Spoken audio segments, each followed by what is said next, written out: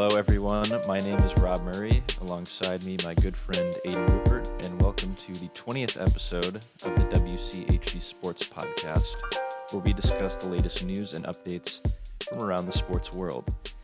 It's our final show before the move back to Mount St. James, and while this Zoom podcasting experience has been fun, I can't begin to express my excitement for a fresh start and the chance to finally do this thing for real and in person. I'd like to get your thoughts on the switch, Aidan. I'm sure you're very excited as well. Oh my gosh, yeah. I mean, no matter who you are, whether you're a college student or maybe you're in the workforce, Zoom has really been a big part of your life for the past 10 or 11 months.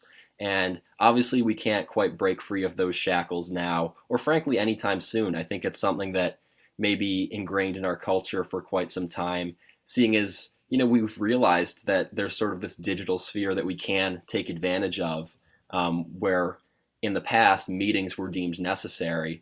But that said, in whatever capacity WCHC Sports and you and I, Rob, are allowed to conduct our business in person, whether it's on the sidelines or in the studio, getting these podcasts out to listeners, I'm definitely looking forward to it more than most things this upcoming spring. For sure, and that Zoom fatigue it has been setting in for quite a while, and I'll be excited to break away from it, at least in part, like you were saying.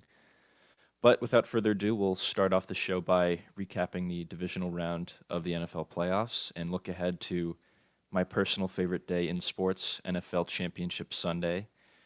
Next, we'll jump back into the NBA after taking a break last week. I heard there was some major trade involving a former MVP from Houston, Aidan. I'm not too sure about the specifics, but we might have to get into that later.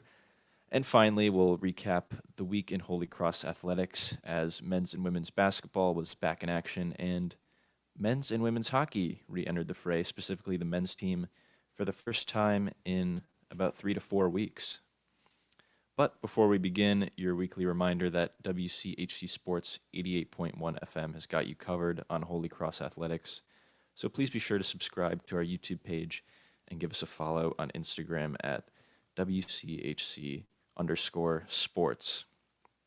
All right, Aidan, let's get into the NFL here. We'll start with the NFC playoffs. In the divisional round, we had the Rams falling 32-18 to the number one seed Green Bay Packers, and the prospective MVP Aaron Rodgers continuing his brilliant form this entire season, to my chagrin as a Chicago Bears fan, obviously.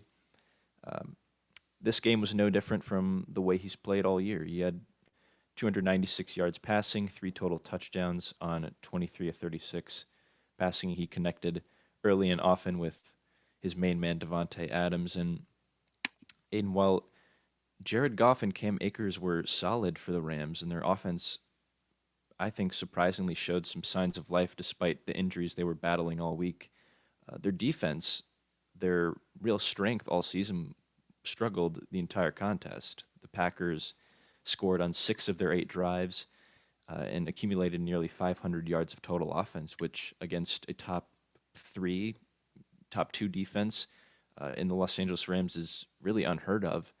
And even more surprising was the lack of impact from defensive tackle Aaron Donald and cornerback Jalen Ramsey, perennial all-pros in the NFL, who saw little to no action. Donald without a sack. I don't even think he pressured Aaron Rodgers on one dropback the entire game, and Jalen Ramsey was given fits by Davante Adams, a guy who you could argue is the best wide receiver in the game right now, all night. So this wasn't much of a close game. The Rams kind of hung around for 3 quarters, and then Green Bay finally opened up a big lead in the 4th, and they'll be hosting their 5th, I believe, NFC Championship game.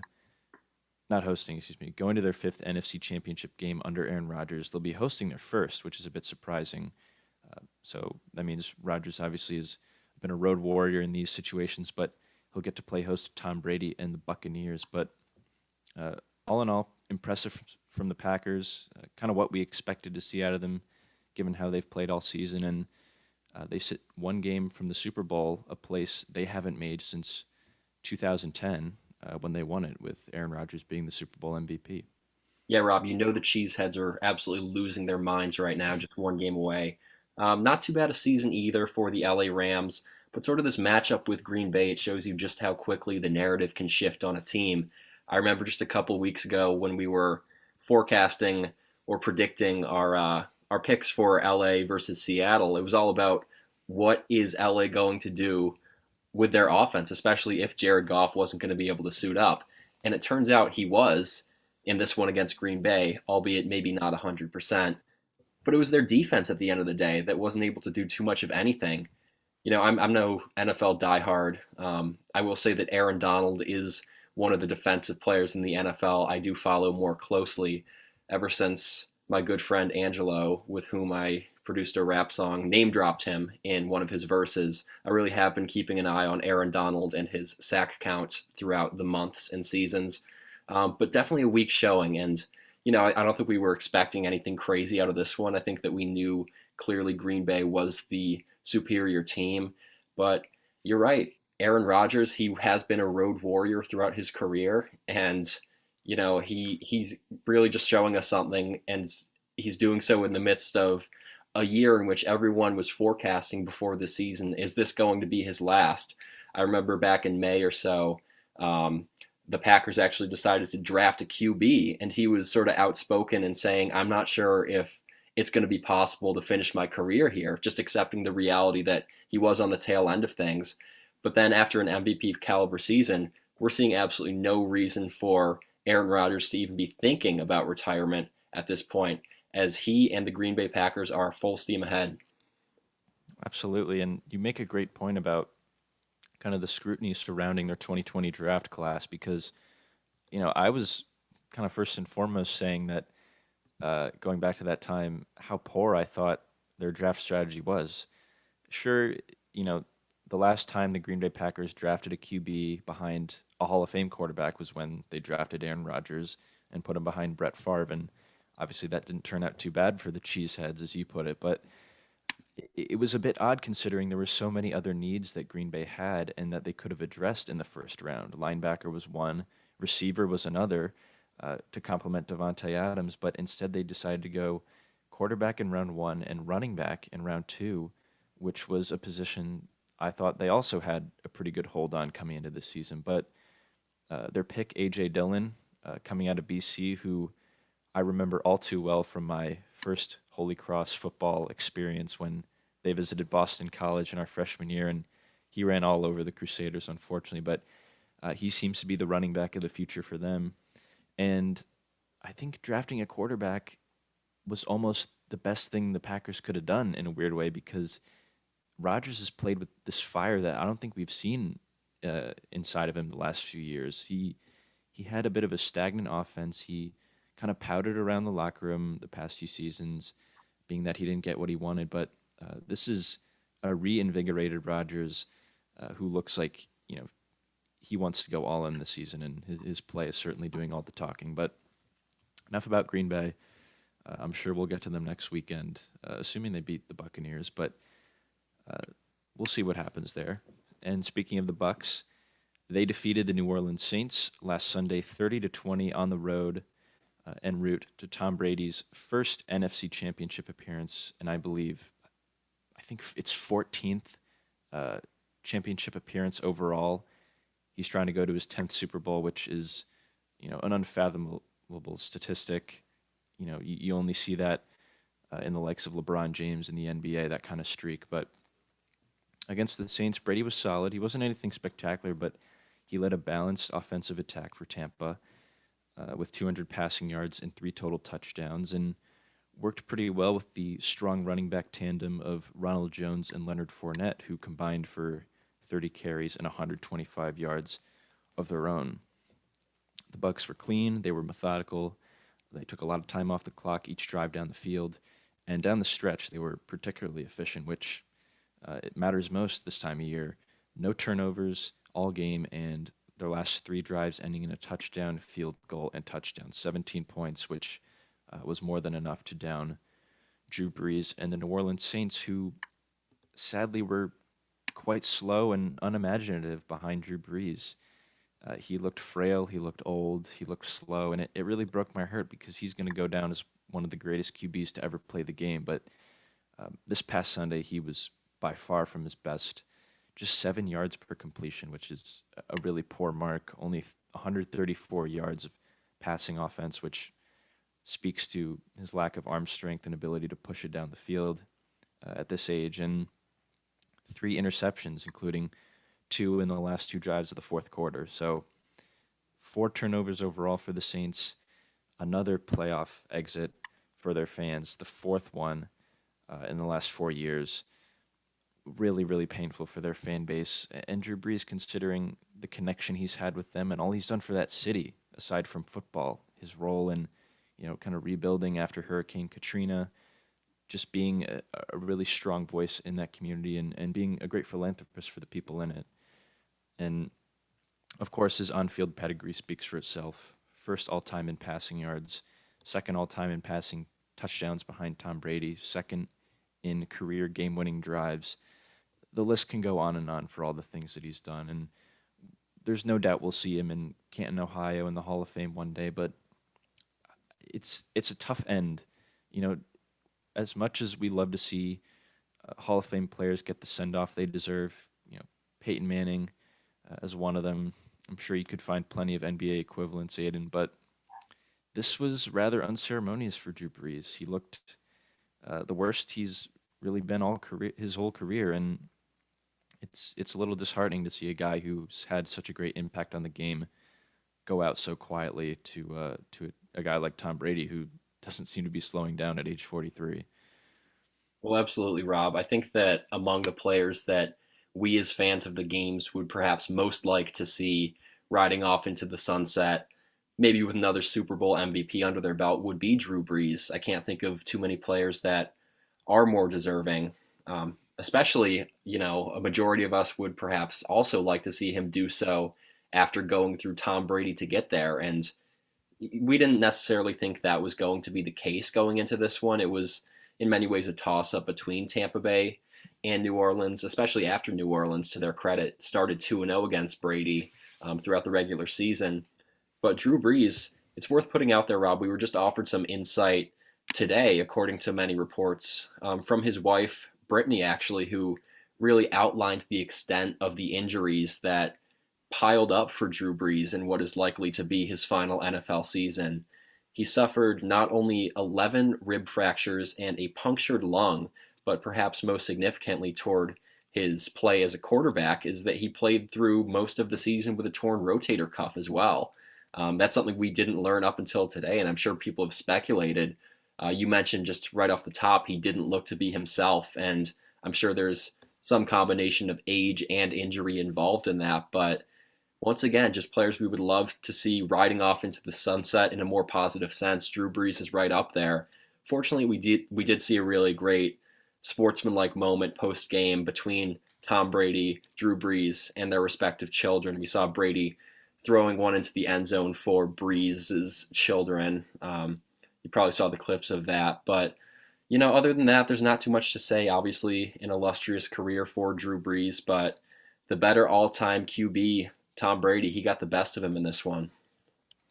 Absolutely. And before we move on to, our NFC Championship game preview, Brees playing through injury, that, obviously results in a pretty poor performance, but I think it more so speaks to and is a testament to his physical and mental toughness throughout his entire career. He was a guy that got beat up a lot during his time with the Saints. He had a bad defense. He didn't have a great O-line most of his career, and he had a lot on his back throughout his plenty of seasons in New Orleans, and certainly a stand-up guy off the field as well.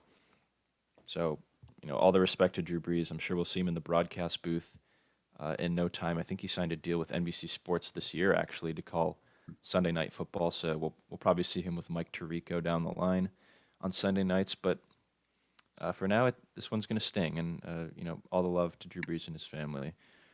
But let's move on to the big game here on Sunday, the first of two games, the NFC title game, the Buccaneers at the Packers.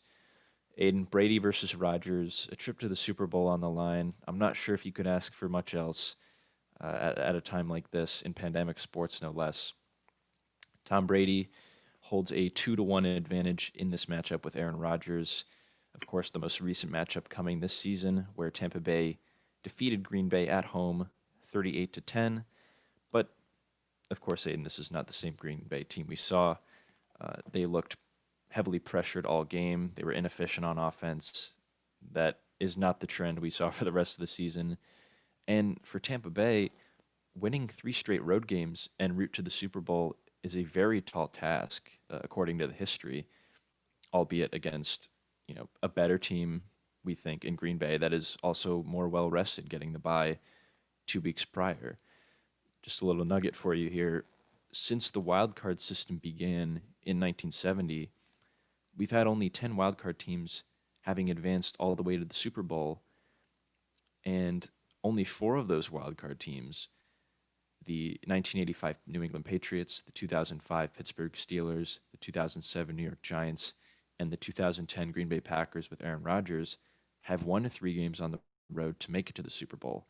And Rodgers was one of the 3 teams to make it and then win the Super Bowl, playing all those games on the road beforehand. So Tom Brady, of course, is not one to shy away from challenges, but this is certainly a different road to the Super Bowl for Tom Brady than we're usually accustomed to see from him. In his time in New England, we were so fixated on watching him lock up the number 1 seed in the AFC by week 15, using that New England crowd to his advantage, dominating opponents at home. But now he's got to do it a little different in an entirely new conference. He's got to go on the road, not play against raucous home crowds, sadly, this year, but still battle the elements, especially in Green Bay this weekend, travel a lot, and try to come out with wins. So I think if there's anyone that can do it, it's certainly him. He's looked great this postseason so far, but the biggest question to me that remains is, can he match the offensive firepower of Green Bay, an offense that is more explosive and that's refused to slow down? The Packers, and this is an unbelievable stat that I stumbled across this past week. In the regular season, they had 48 offensive touchdowns and 46 punts during the regular season. They scored more touchdowns than they did punted the ball this year, which I don't know if that's happened at any time in NFL history. So it speaks to how well run the Packers are and how difficult this is going to be for the Bucs. If you had to force me to choose right now, I'd reluctantly take the Packers. I think they're favored by 3.5 points, maybe 4. I don't know if I can make a pick on that just yet, but I'd have to say at home, more well rested, a hot Aaron Rodgers. I'd have to go Green Bay in this game. Well, let me just start off by saying, Rob, this one is going to be fun, no matter how you spin it. The whole championship weekend is going to be fun. You talk about juxtaposing the experience on display in Brady Rodgers as opposed to the AFC. We've got Mahomes versus Allen, so there's a little bit of something for everyone in that regard. But speaking to the experience of Brady Rodgers, as mentioned on the top of this podcast, I'm really glad as a fan that Aaron Rodgers seems to have put most, if not all, of the retirement speculation aside for the time being, and showing that he has so much left to give to the game. Just because, it was certainly appropriate, all of the coverage we saw in regards to Tom Brady versus Drew Brees. Is this the final chapter? But these guys know. These guys know what they're capable of, referring, of course, to Brady and Rodgers. And they're going to leave it all out there on the field, not worry about what's coming next for either one of them, because I don't think this is the last chapter, but even if it were, they're just going to say, screw it, let the best man win. And that's what I really like about this one. You mentioned, obviously, Rodgers as a road warrior, and I thought that stat was really interesting also, talking about the 2010 Packers and their circuitous route to the Super Bowl. We're going to see, obviously, Aaron Rodgers and his crew have a shot at getting it done at home. And it's not the same without, once again, shout out to the Cheeseheads, but they've really shown what they're about as a franchise throughout the course of this pandemic-ravaged season. And I think it's a fitting way to enter championship weekend in terms of the NFC matchup. Circuitous, I like that word. We got big vocabularies here on this show. Yours might be a little more broadened than mine, but let's move on to the first of the two AFC divisional matchups that occurred this past weekend. Of course, Aiden, your Buffalo Bills keeping the dream alive with a 17-3 win over the visiting Baltimore Ravens. A game that really lacked the offensive fireworks we expected, Aiden. The Bills, of course, boasting arguably the best passing offense this season, at least in the AFC. I'm not sure if anybody could be compared to Aaron Rodgers and the Packers this season. And then, of course, you had the Ravens, who are in wide agreement to be the best rushing offense in the NFL. And this game was 3-3 at halftime, and by the end of the night, there were only 13 total points scored on offense. So it was a surprising turn from what we were expecting, but an interesting game nonetheless. The turning point for sure was the 101-yard pick six by Teron Johnson.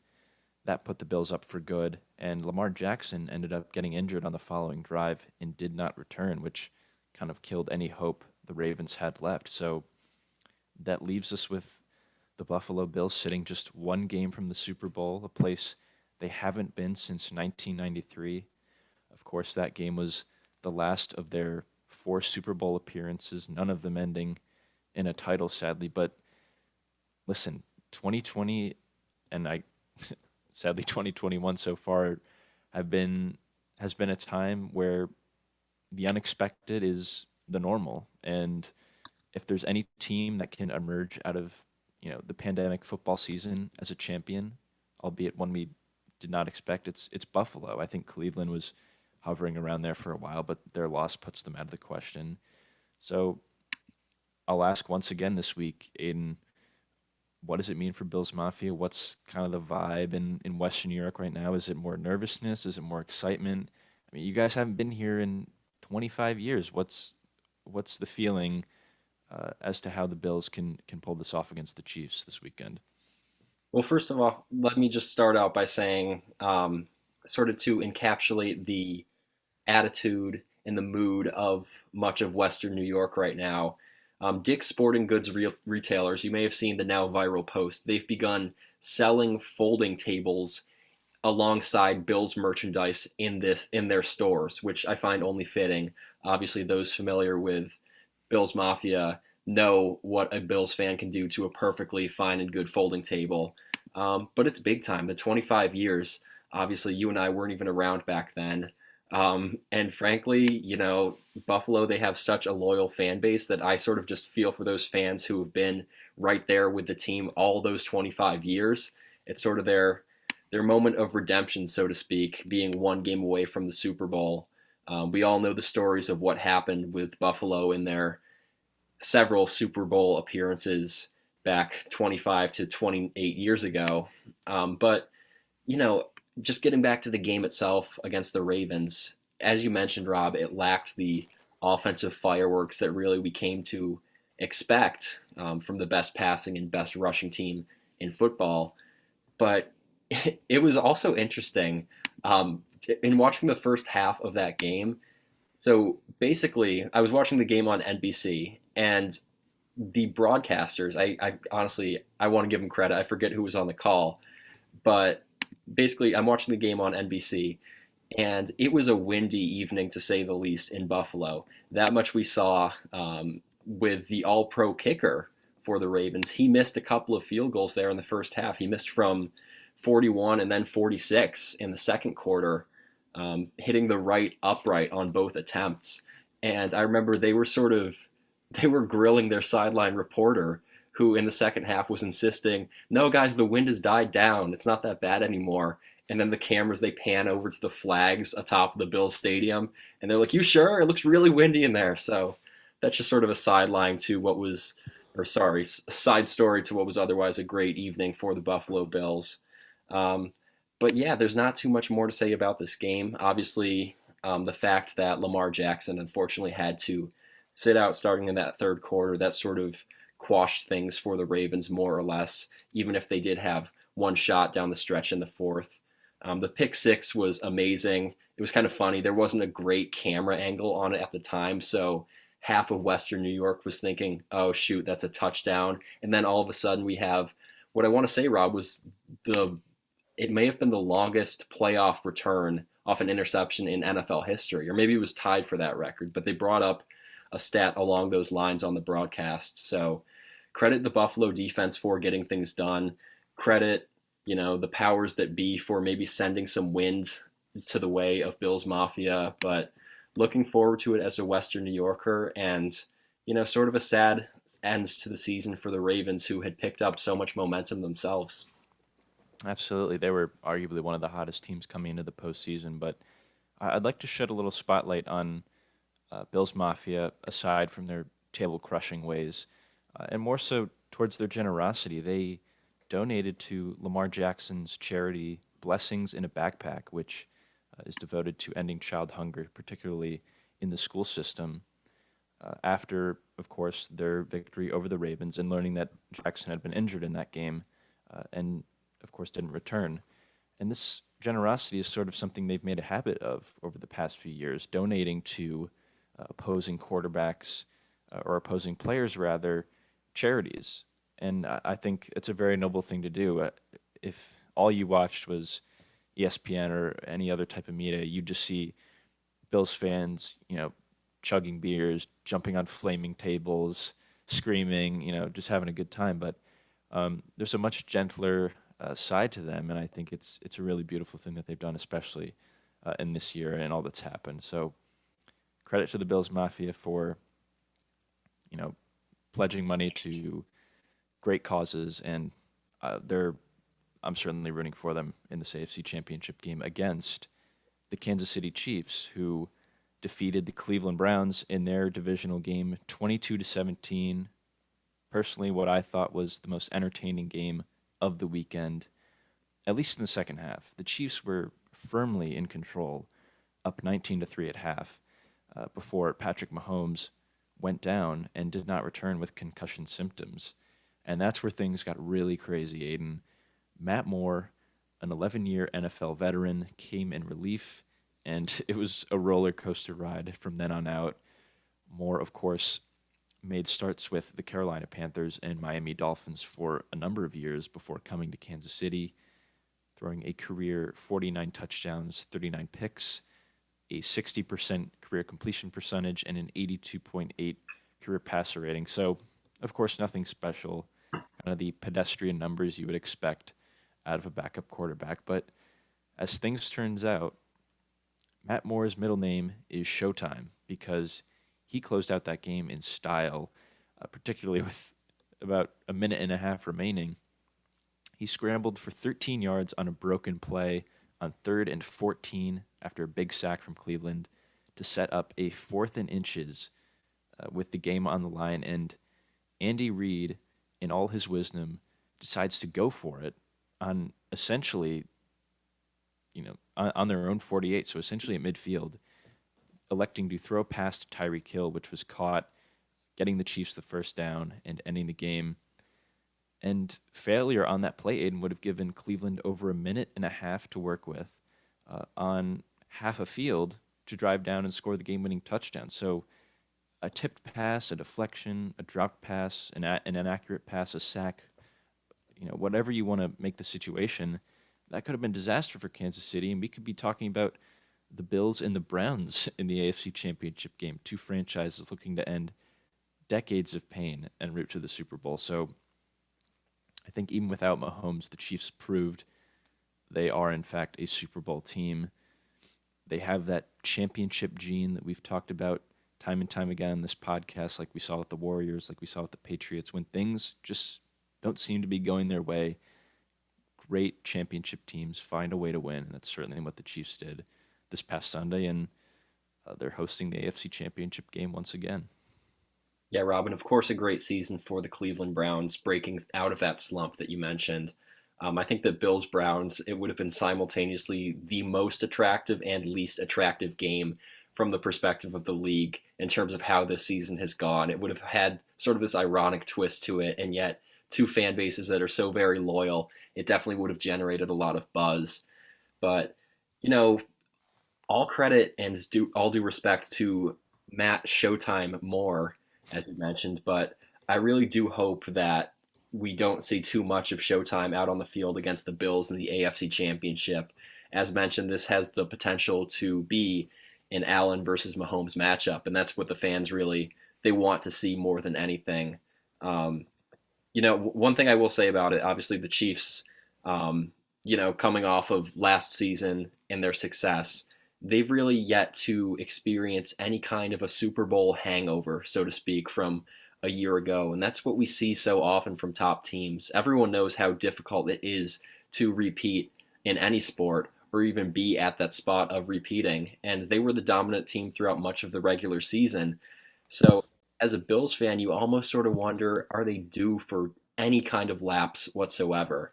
And obviously, we hope that we get the Allen versus Mahomes matchup that we want and deserve, especially, after the Bills sort of ran into that stroke of luck, if you want to call it that, with Lamar Jackson in their previous matchup with the Ravens. But it's going to be fun. First team we have written down here, first team since the 2003 through 2005 Philadelphia Eagles to even make three straight conference championship games. Those Eagles, of course, were also coached by Andy Reid. So it's a game that I'm certainly looking forward to. I think it has the potential to be just as exciting as that Packers-Buccaneers matchup. So I want to get your thoughts on it before we wrap things up with the NFL. Absolutely, and I apologize. I think my notes were incorrect. So you're right. The Chiefs are hosting their third consecutive AFC Championship game, and they are the first team since those Eagles to not only make but host three straight conference championship games. And of course, Andy Reid was the coach of those teams as well. But yeah, I can't decide which game I'm more excited for, assuming Mahomes plays. Obviously, we'd much rather see Mahomes versus Allen than Moore versus Allen, as much as I loved what I saw out of Matt Moore in that game against Cleveland. But as of right now, Mahomes continues to go through concussion protocol and practice in a limited capacity. He's done well up to this point, in the words of Andy Reid, but there's still no clear verdict on his readiness. And there were some rather hot takes from NFL fans, namely Colin Cowherd, who I think could be described as the king of hot takes, and saying that the NFL should move the Bills Chiefs game back until Patrick Mahomes is ready to go. And as a Bills fan, I think you could certainly make a good argument against that, Aidan. But yeah, before we switch things over to the NBA, an interesting backstory exists between the Chiefs and the Buffalo Bills. Back in 2017, the Chiefs traded up to the number 10 overall selection, which Buffalo currently had, and that was the pick that ended up being Patrick Mahomes. So, probably a little bit of regret from Bills fans, although I'm sure they feel a lot better about their quarterback this year and Josh Allen in the season he had. And it's not like Buffalo got nothing for that pick that ended up being Mahomes. They got the number 27 pick, a third-round pick in 2017, and another first-round pick in 2018. And after some maneuvering, the Bills emerged from that deal with arguably three franchise cornerstones in cornerback Trey White, linebacker Tremaine Edmonds, left tackle Deion Dawkins, and special teamer Saron Neal. So, in as far as I'm concerned, that was a mutually beneficial deal for both teams. Each team got much, much better with the acquisition of those players, and it's all coming to a head Sunday night, and I can't wait for it. Yeah, Rob, definitely. That's a really interesting storyline, and now more so than ever, I really do hope we end up with this Mahomes versus Allen matchup, just given the history between them and what could have been for Pat Mahomes as a Buffalo Bill. But turning the corner now, obviously we're very much looking forward to championship weekend in the NFL. Let's just chill for a little bit, talk a little regular season over in the association, the NBA that is. The news around the NBA these days obviously both begins and ends with the Brooklyn Nets in their recent acquisition of 2018 NBA MVP James Harden. And so Is that who it was? Yeah, something Okay. like that. Didn't I follow that. started growing this beard out as a tribute to James Harden, just to appreciate his presence in the great state of New York. Ergo the beard. But that aside, Harden, he led the NBA in scoring. I looked up today. He led the whole league in scoring in points scored in the 2010s decade. But But recently, as you know, Rob, he had become extremely outspoken in his desire to move on from a Houston Rockets franchise that has been a perennial regular season contender year after year, but they've just time and time again come up short in the postseason, often due to the Golden State Warriors, among other teams. But basically, after several weeks, we saw this will they, won't they with Houston Rockets and maybe trying to win them back as you would maybe an ex boyfriend or girlfriend. It sort of ended up being the situation where Brooklyn and their GM, Sean Marks, he decided it was time to pull the trigger and put an offer on the table for Houston to take. And it really cost Brooklyn some really great pieces in Karis LeVert, Jarrett Allen, and virtually all of their draft capital for the upcoming seasons. But the Nets, to their credit, they came away with the opportunity to add, again, a former MVP to a roster that already consists of Kevin Durant, a former MVP himself, and Harden's old teammate with the OKC Thunder, of course, as well as perennial All-Star Kyrie Irving. And so tonight, actually, previous or before this recording, we saw those three share the court for the first time in a Brooklyn Nets uniform, and they actually dropped a double OT contest with the Cleveland Cavaliers. But just the reason it was their first game is that Kyrie has actually been away from the team for over a week now. It was his first game back after a week-long personal reasons absence. But again, he finally returned, and even without Kyrie, I think it was Monday night for Martin Luther King Day, there was Nets Bucs as sort of the NBA's primetime matchup, and the Nets were able to pick off the Bucs, obviously one of the premier teams in the league, even without Kyrie Irving. So, Rob, my question to you: there are obviously so many questions yet to be answered for this Brooklyn Nets team, such as number one, are they deep enough to compete? Number two, how do they, especially Kyrie, feel about Steve Nash as a coach? And then the third one, sort of the age old concern of there being only one basketball. But on paper, my question for you is this trio of Harden, KD, and Kyrie, is it perhaps the most potent offensive trio the NBA or all of basketball has ever seen? Yeah, I think that was kind of the immediate reaction of a lot of NBA fans, just seeing the collection of talent that the Nets had amassed through this trade. I think it's very premature to speculate on that at all. We've had some fantastic trios in NBA history, perhaps one of the best coming not too long ago in the three guys that the Golden State Warriors had in Thompson, Curry, and Durant. And my notes here have not accounted for the Cleveland game that just happened, but with the two-game sample we had with just KD and James Harden, we saw how incredible offensively they can be together. They combined for 74 points and 64 points, making a grand total of 138 against the Magic and the Bucks. And my concerns of their struggles to share the ball with the addition of Harden have been quelled for the moment. I cite again the very short two-game sample, but Harden dished out 26 assists in those two games and had a visible chemistry with not only Kevin Durant, but the rest of his Nets teammates who obviously aren't as established scorers as he is.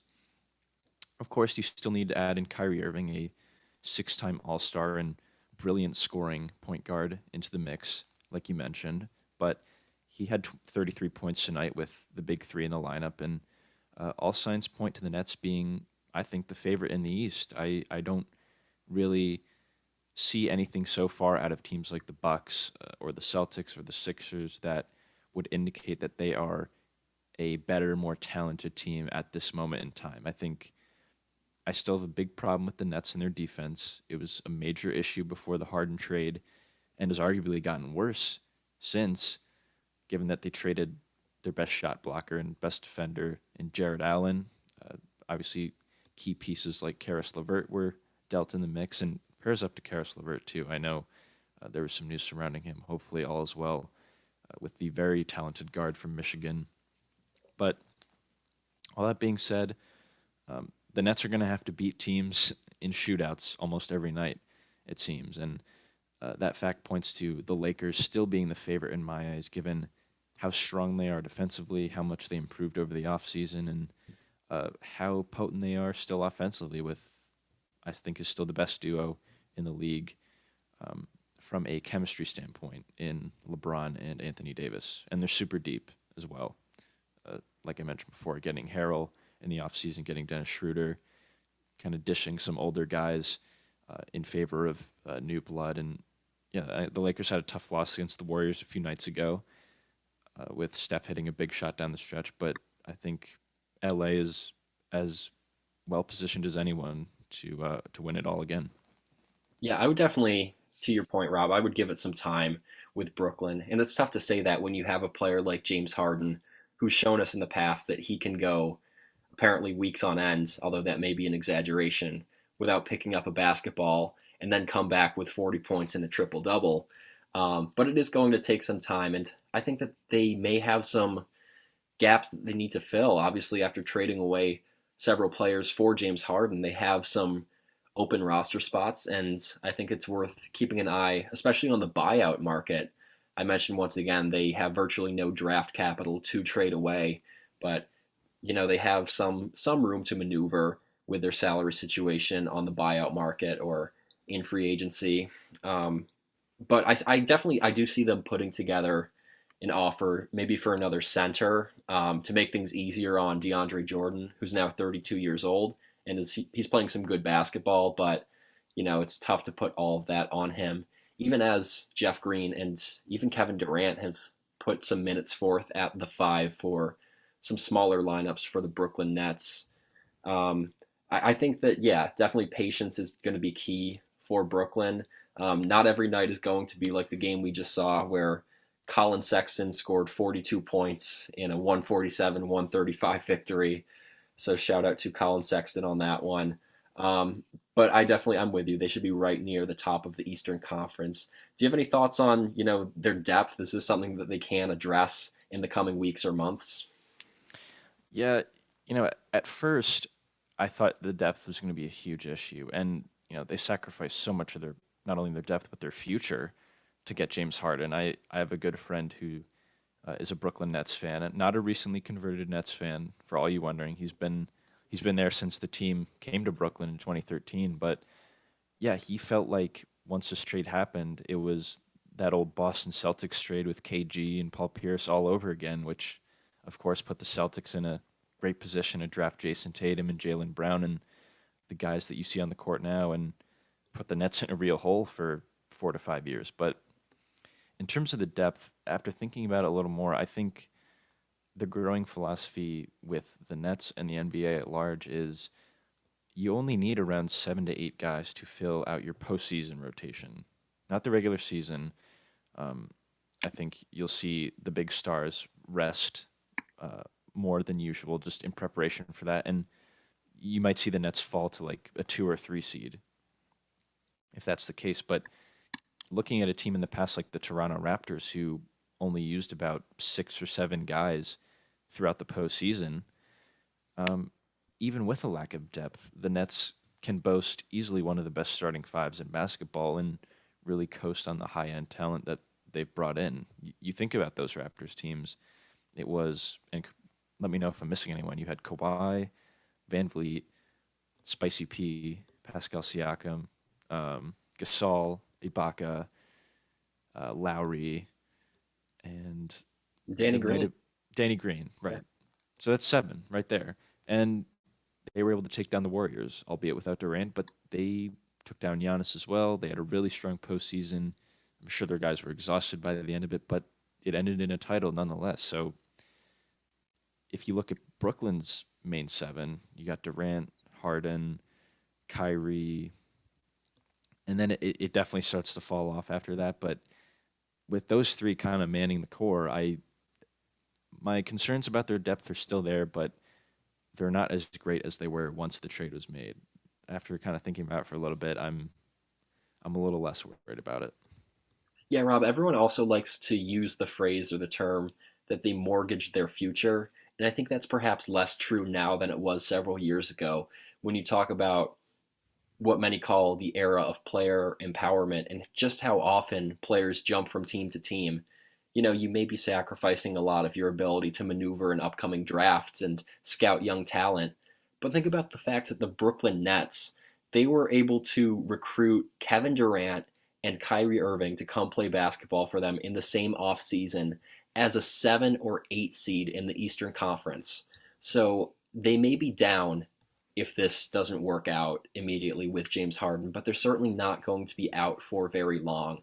It's just not quite the same thing where a franchise can become handicapped for year after year due to their endeavors to go all in a championship pursuit. We just don't quite see that very often. But moving on now, just with some notes on the rest of the Eastern Conference, and we'll head out west. The Celtics, they appeared for a while to have figured some things out after a 3-3 start, with the exception of one of the worst games I've ever seen them play and one of their worst games of the Brad Stevens era on Sunday against the Knicks, who, by the way, may not be that terrible as it would seem. I mentioned on an earlier episode my year-long pledge to never watch a Knicks basketball game unless it were against the Celtics. I'm starting to have some doubts about that, as they're not quite as bad as maybe most of us prefer to think. But they also dropped a close one tonight against the Philadelphia 76ers, so now 2 straight losses for the Celtics. Keep in mind, though, they were, of course, missing Jason Tatum, who has been dealing with a positive COVID case, as have many NBA teams with some of their premier talents. But Jaylen Brown, as mentioned in a previous episode, he's really been stepping up for this team and has established himself as one of the best players in the Eastern Conference and a probable all-star at that. And another positive note from Sunday's, again, atrocious performance against the New York Knicks. One positive was they did welcome their all-star point guard Kemba Walker back into the lineup, who had missed all the games this season while dealing with a knee injury, sort of carrying over from the Orlando bubble. And so just recapping where the Celtics have been versus where they are, especially with the ascent or likely ascent of the Brooklyn Nets. I'm not necessarily sold on them competing with the likes of Brooklyn or maybe Milwaukee for that top spot in the Eastern Conference just yet. But the roster definitely does appear to be coming together for the most part quite nicely. I think that Brad Stevens is doing a pretty decent job making all of the pieces fit. I just sort of wonder what the ceiling is for this team, but I'm definitely feeling positive in most regards. But speaking also of their opponent from tonight, the Philadelphia 76ers, I don't know about you, Rob, but I think that Joel Embiid thus far this season, he is looking like he is in the MVP conversation at the very least. There was a lot of speculation that the Sixers might be the team to end up trading for James Harden. Of course, they would likely deal Simmons rather than Embiid in any such trade, but at this point, Harden is over in Brooklyn, and it's going to fall on the big man Embiid's shoulders to carry the offensive and defensive load for the Sixers. Entering today's matchup, in which he scored over 40 points, he was already averaging 25 points a game, 11 and a half rebounds, and here's a key stat for you: just about 40% on his three-pointers. And that's sort of been a point of criticism for Embiid over these past couple years, that he's perhaps fallen in love with the three ball more than many would prefer. But he's knocking them down now at a more than respectable clip.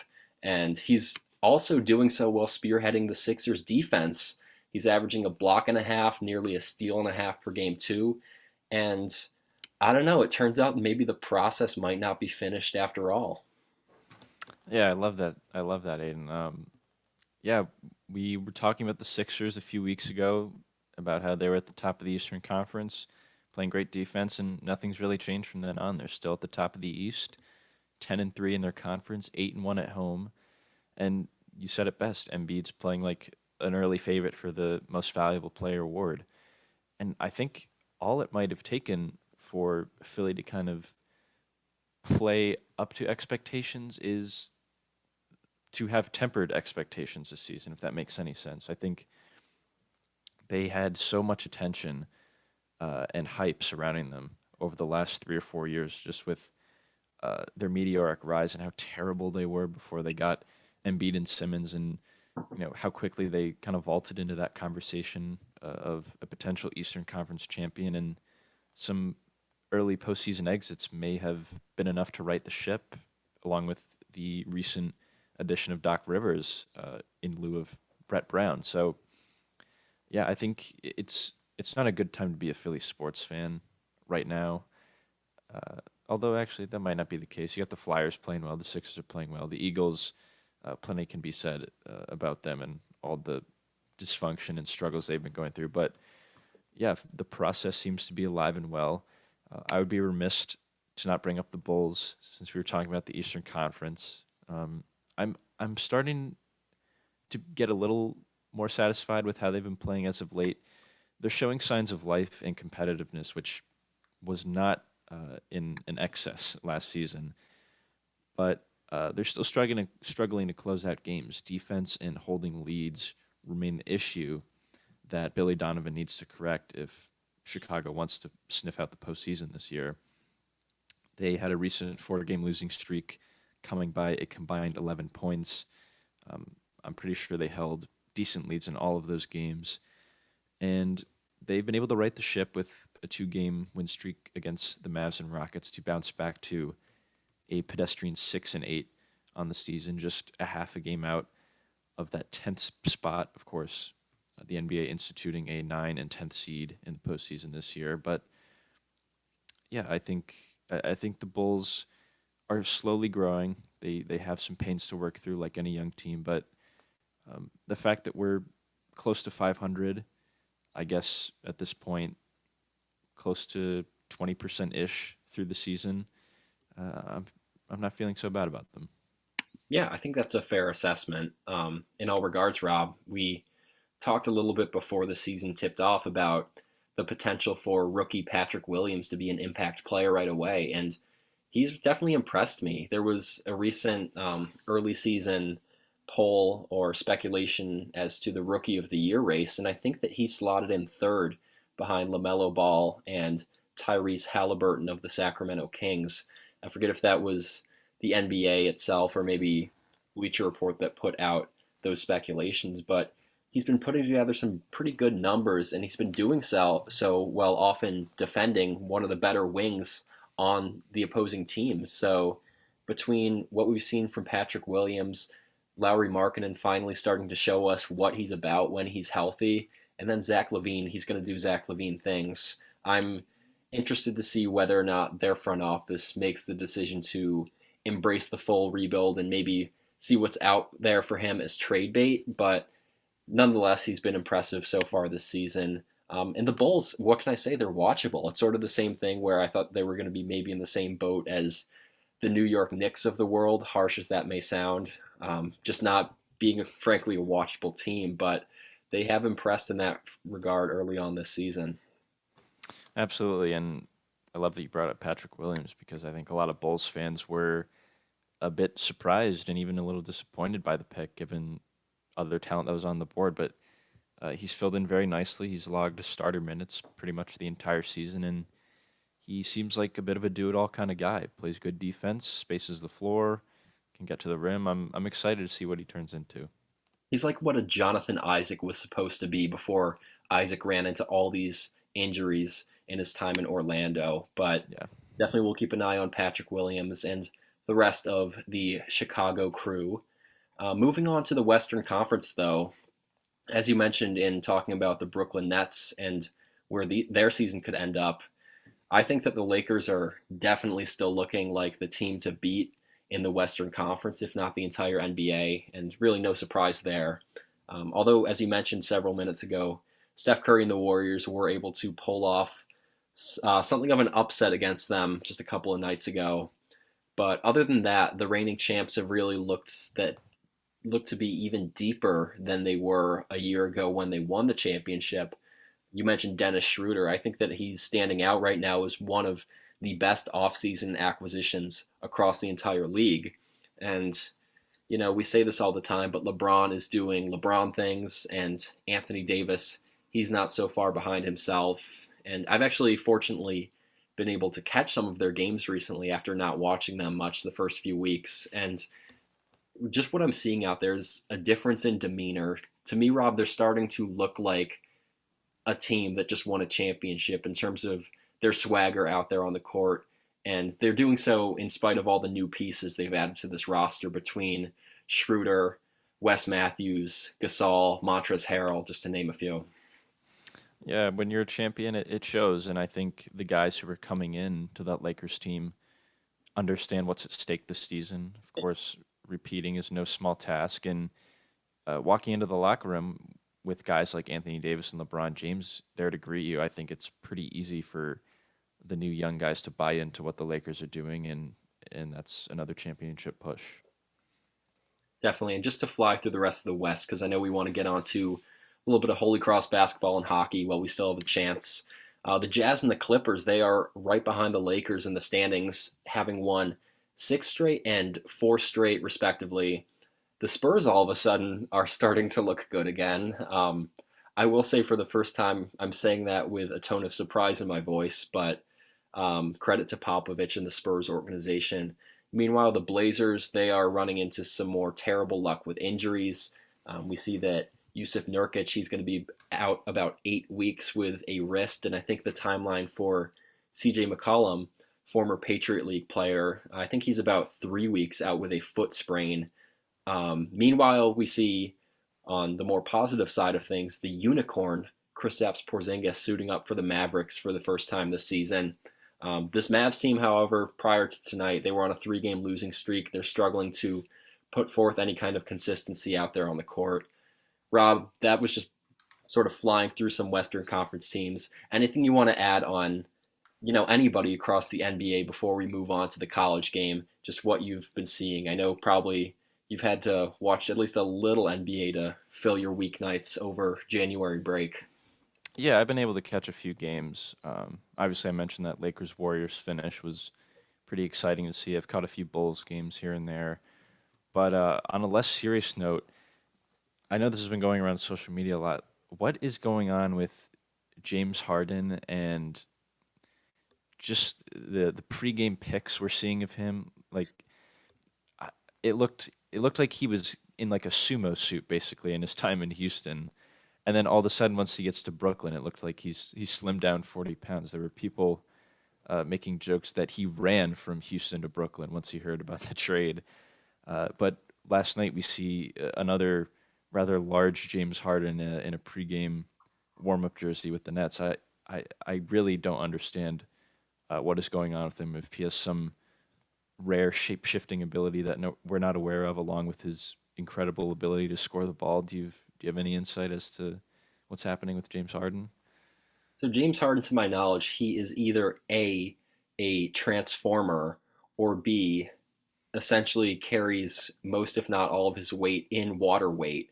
And what we see from James Harden in terms of how he looks pregame, postgame, any given night is a reflection of how hydrated he is at that moment in time. But it's been funny to watch. So much of the criticism is linked to maybe some of what he was doing off the court during his absence from the Houston Rockets. We saw, I think it was maybe in his last game with Houston, it was an NBA TV announcer said James Harden definitely had a pregame meal. So getting in on the fun in terms of Harden's strange physique. But at the end of the day, he certainly is producing on court in the early going for the Brooklyn Nets. And I will say, though, the memes are pretty fun to look at, and it is fun to speculate. I will give you that. Yeah, absolutely. If it is water weight, man, he must be really pounding the water before games because it's like night and day with some of these pictures. But let's move off the NBA. We got to plenty this week, plenty more content to follow next week. Give us a little update on Holy Cross basketball. We saw the men's and women's team against Colgate this past weekend. Let's start off with the women's squad. How were they coming in, and how did they fare coming out of this weekend's matchup against the Raiders? Yeah, so here's what we've got, Rob. So the women's basketball team for Holy Cross, they entered this past weekend at 2-2 on the season, and I'm proud to say after a couple of strong showings against Colgate, the team now stands at 4-2 on the season and winners of 4 straight games after they dropped their first 2 to open the season. Frankly, Rob, in Saturday's matchup for the women's team, they absolutely dominated the Raiders 77-48. And this was a matchup in which 5 players scored in double figures for Holy Cross. And it was also at the time the third straight game in which the Crusaders had held their opponent to 50 points or fewer. So the defense definitely, we have seen some promising signs for Coach McGarrity's group early on this season. And then Sunday, this was a game I was able to catch some of because I got so miserable watching the Celtics put up 75 points against the Knicks that I just had to turn the game off. Not that obviously it comes to that to turn on my college teams that I love to follow, but I was able to catch most of the second half of this one. Things were a little bit closer, but Holy Cross was able to squeak out a 63-62 victory to complete their home sweep of Colgate. And just to share a few notes on this one and the weekend at large, but especially this Sunday victory, as it was really a riveting matchup. We had Avery LaBarbera, junior guard. She had a big-time performance with 14 points, 6 rebounds, 4 assists. We've definitely come to expect great things out of her as the leader of this team. But I also wanted to highlight a couple other players whose contributions were much needed in Sunday's one-point victory. We had junior forward Oluchi Azema absolutely stuffing the stat sheet in the matchup with the Raiders, coming away with, get this one, Rob, a career-high 17 rebounds, as well as chipped in a career-high 4 assists, and can't forget about 14 points, which tied her season high in scoring. Azema currently leads the Patriot League in offensive rebounds per contest at 4.8, which per GoHolyCross.com also puts her at 8th place in the entire nation for women's college basketball. And for her performance on Sunday, as well as Saturday, she chipped in a big way. Azema was named Crusader of the Week for Holy Cross Athletics, and this is certainly going to be a confidence booster for the third-year player moving forward as a key rotational player in Coach McGarrity's group. Meanwhile, I'll mention one other player for this women's team that really stepped it up during Sunday's game, and that is freshman guard Brona Power Cassidy. As down the stretch of Sunday's game, things got a little bit ugly between these two teams. There's no real way to sugarcoat it. Both teams were committing some turnovers down the stretch, as well as missing free throws, just committing unforced errors. But twice in the final minute or two, we saw the Crusader offense essentially clear out for isolation plays that were run for Power Cassidy, and she, to her credit, was able to get to the line and knock down the game-winning free throw in the end. And I want to say she took 16 or 17 free throws across the two contests on the weekend. So definitely a gutsy call from the first-year head coach, Coach McGarrity, in going to her first-year player down the stretch of a close game. But it paid off. And Brona Power Cassidy, in Sunday's win, she put up a team-high 16 points to go along with 8 rebounds. And I know it's still relatively early on in the season, although we're starting to approach the halfway point, believe it or not. But the 5'10 guard from Dublin, Ireland has definitely impressed and looked to be an absolute steal of a recruit in the early going here. Yeah, and I love that we're giving a little respect and the limelight to a recruit from Ireland. Of course, I am mostly of Irish heritage, a little bit of Italian thrown in there too. But yeah, great weekend for the women's team. Like you said, this is a great opportunity for the players to build off of a win like this against a rival like Colgate.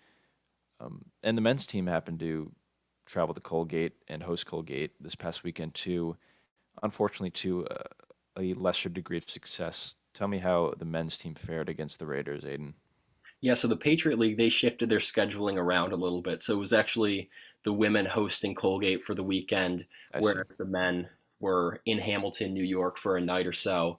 Obviously, it makes it a little bit easier on the travel, presumably, for these players. But Saturday's matchup against Colgate, obviously, we knew it was going to be a tough one. Colgate, of course, finished first in the Patriot League a year ago before dropping the league championship game to Boston University. But going back to Saturday's matchup, it was an absolute blowout. Crusaders lost by 40 points at 95-55. It wasn't the most spirited performance by any means for Holy Cross, outside of senior forward Matt Faw, who recorded a double-double.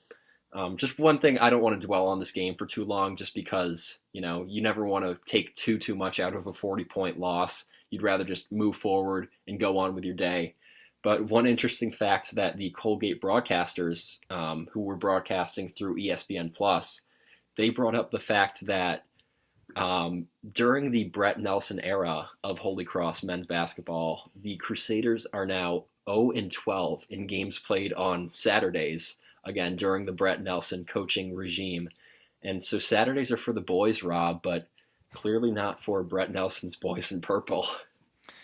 Yeah, I mean, I can't argue with that sentiment, Aidan. I don't think anyone should be against the fact that Saturdays are in fact for the boys. But yeah, a bit of a wonky stat for Brett Nelson's team over the past few seasons. Not something I don't think you can put too much stock in, of course, but yeah, I think Holy Cross knew what they were up against in Colgate. Of course, they were 25-9 last season, 14-4 in the conference, the favorite to win the Patriot League and advance to the NCAA tournament had it not been for the loss against Boston University. But Colgate has picked up right where they left off, 5-1 in Patriot League play thus far, establishing themselves along with perhaps Lafayette and Army and Navy actually as well as sort of the powerhouses of the conference. But Sunday's game, to our credit, was a lot closer and a lot more competitive. We were actually up 3 leading at the half, 40-37. I was kind of checking in and out as I was watching the NFL playoffs. And while we did put up a good fight, we did end up falling once again to Colgate, 96-87. Obviously, they're a much deeper team thus far this season, as the Raiders' Jack Ferguson came up with 24 points off the bench to make up for star Jordan Burns' struggles, shooting 1 for 13 from the field. And Aidan, we were talking about this game. What were a few things that you learned, particularly about budding star, should I say, Gerald Gates for the Crusaders? Yeah, well, Rob, if we don't already know this at this point, we talked about him on the podcast a week ago. He's definitely for real for these Crusaders. He put up 22 and 11, albeit in a loss for Holy Cross during that Sunday matchup.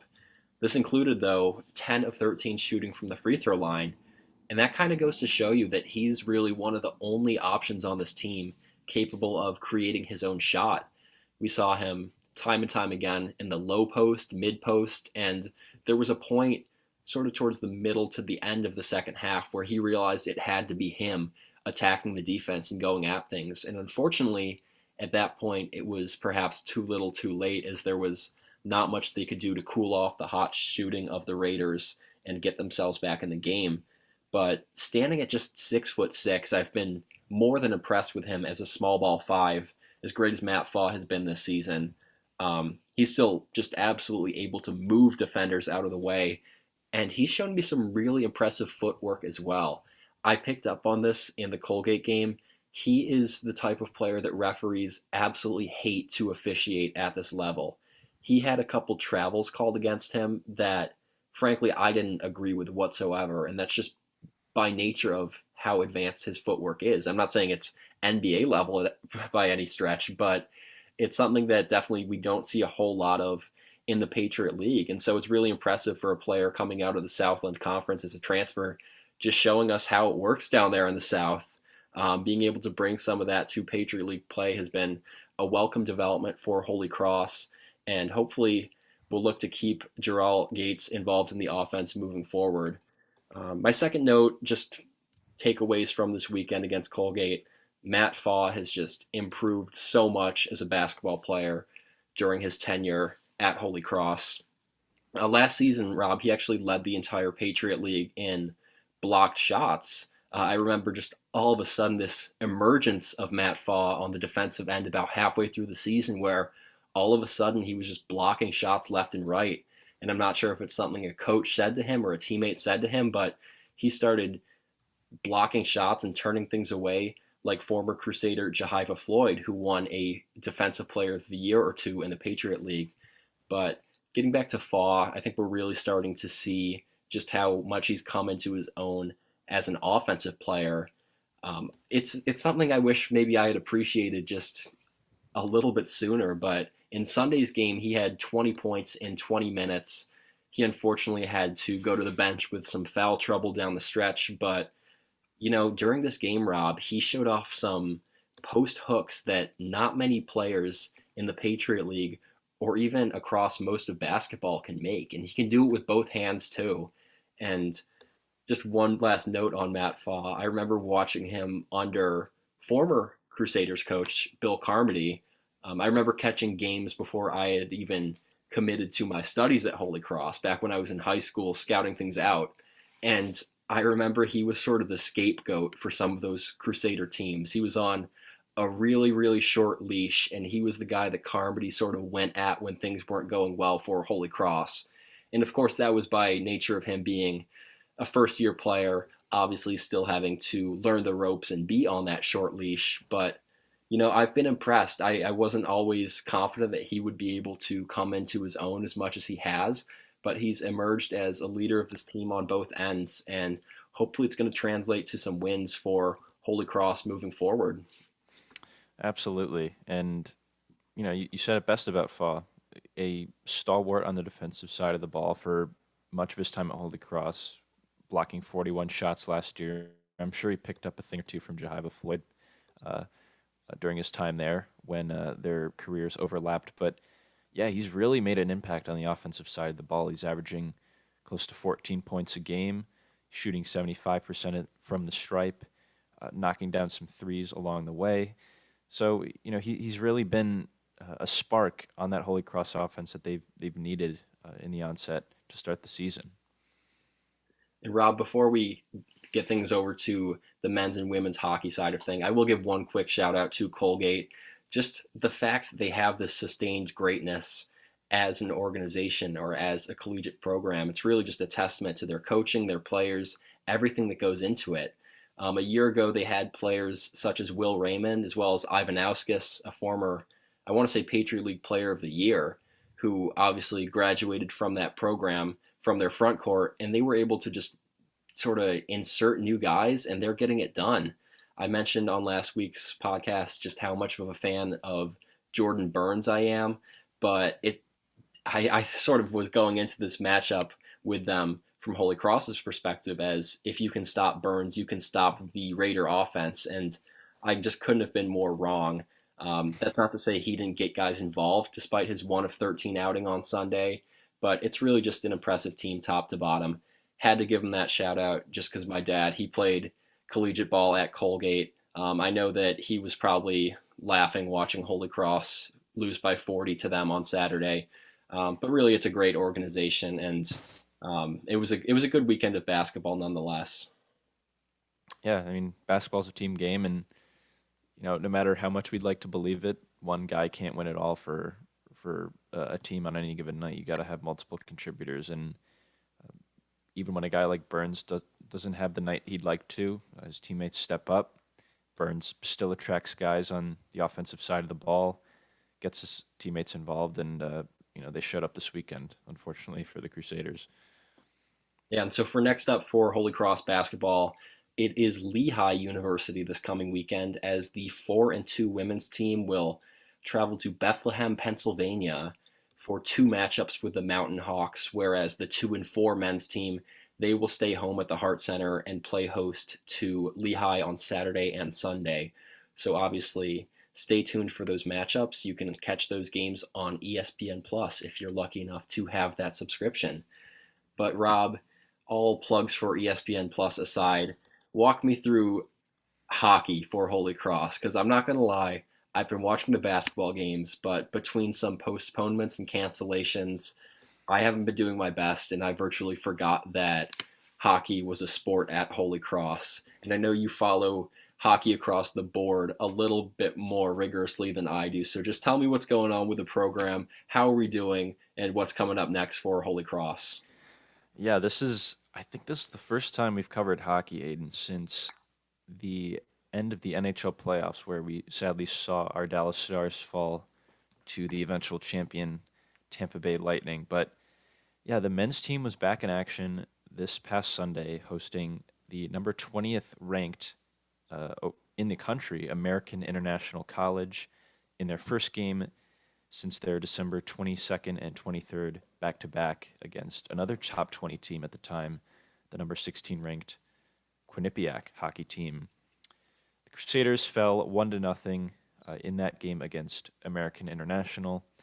And while I didn't watch the game, looking through the box score, uh, special teams seemed to tell the tale for Holy Cross, not only for this game, but for a good part of their season as well. Um, it was two different stories when comparing the penalty kill and the power play.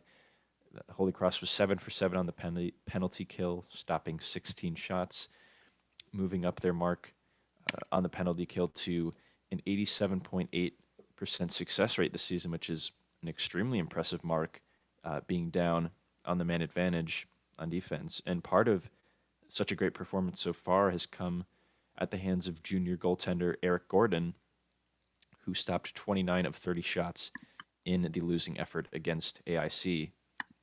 But meanwhile, Aidan, the power play has been a much different story.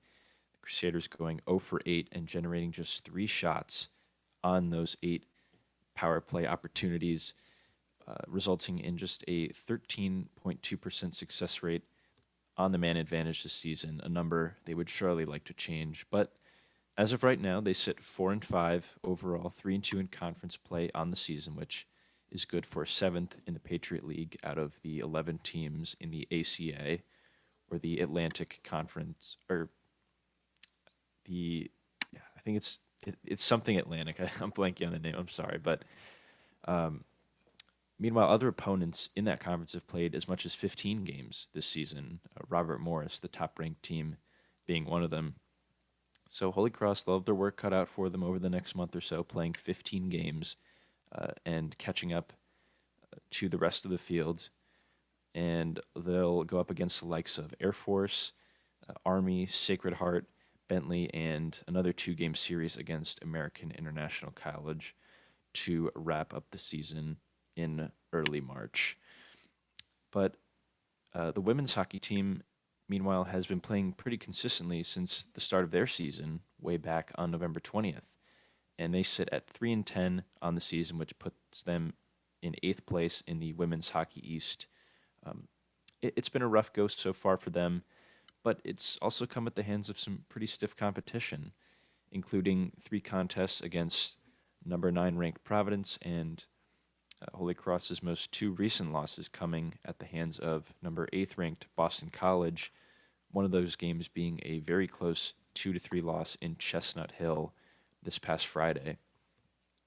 So moving on from that series, women's hockey's next 2 games come against another strong opponent in Northeastern, who is 6-1-1 on the season this Friday and Saturday, January 22nd and 23rd. So not a particularly extensive recap of Holy Cross hockey thus far. Obviously, there was a big pause for the men's team, about a month or so without playing for them, and the women's hockey team playing 2 or 3 games across the span of each week.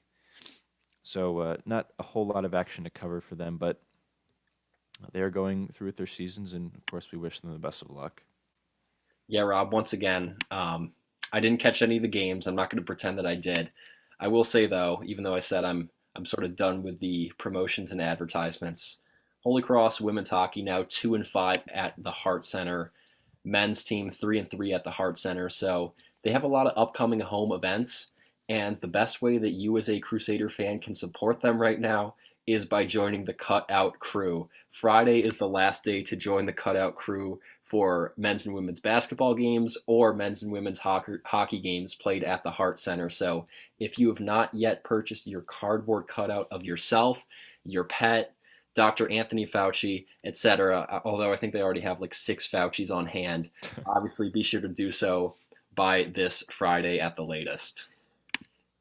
Absolutely. And I will say before we wrap things up, I think out of all the sports you can watch at Holy Cross, my personal favorite is hockey. I think, it's not a huge venue they're playing in, but it holds a lot of noise. And especially when they host a ranked opponent, I can look back to a game against a top-ranked Boston College team a few years ago for the men's and women's teams. Just how loud it was, how much energy there was in the building. I think we did lose that game, albeit by a rather considerable margin. But there was no shortage of fan excitement and buzz that night, and I, for one, along with plenty of other Crusaders on campus, can't wait to see our teams back in action in person when it is safe to do so. But Aidan, that just about wraps things up for episode 20 here on January 20th. We will not be recording episode 21 next week, or should I say episode 1 of season 2, as we will be moving in and focusing on how to record and release content for everyone on campus, so stay tuned for news on that. Aidan, it's been a pleasure working with you thus far over the last 5 months or so. I think that's how long it's been. I've honestly lost track of time, but really eager to see what the future holds for this podcast, WCHC Sports in general, and I know the best is yet to come, and if you'd like to speak to any of the changes coming our way, please feel free to do so. Yeah, thanks, Rob. Well, it's been a pleasure working with you as well. I can honestly say that 6 months ago, I never would have envisioned myself recording one podcast episode on anything, much less 20 in the span of just a few months. So, we've done a little bit of everything, whether it's delving into our own interests in the NFL, NHL, MLB, and NBA, a little bit of tennis here and there, or, of course, providing coverage of Holy Cross athletics as they have gotten their seasons up and running for the winter sports season. It's definitely been fun. We've sort of touched on everything, and you said it best, Rob, the best is yet to come for Holy Cross and WCHC Sports. We're not going to be recording next week, as you mentioned. We're going to take a week or 10 days and regroup, and likely our time on YouTube has come to an end for right now. We obviously love YouTube as a platform, but we will be the first to admit that the video podcast is a strange concept in and of itself. We would love to revert to a more traditional style of recording, something maybe people can listen to when they drive or when they work out, as opposed to having YouTube open for an hour or more at a time. So the best is yet to come. We're going to be taking a look at streaming platforms such as Apple Podcasts, Spotify, just to name a couple. Nothing concrete yet, but we're looking to have some more podcasters involved that represent WCHC Sports as an organization. As obviously you and I, Rob, we love to talk sports, but sports is something that's for everyone. And, you and I, we can't in good conscience monopolize the conversation on Holy Cross sports or any athletics for that matter. Yeah, 100%. We're open to any and all people looking to contribute to WCHC, and I, for one, am very excited for the eventual move to Spotify or another streaming platform. You won't get to see this face for much longer, so take it all in while you can. But until then, everyone, this is Aidan Rupert and Rob Murray signing off. Good luck to everyone moving in. Stay safe, and enjoy your time back on campus. I know we lost a lot of time these past few months, so reconnect with your friends the best way you can, and take care. Enjoy it. Season 2 coming soon. Yes, sir.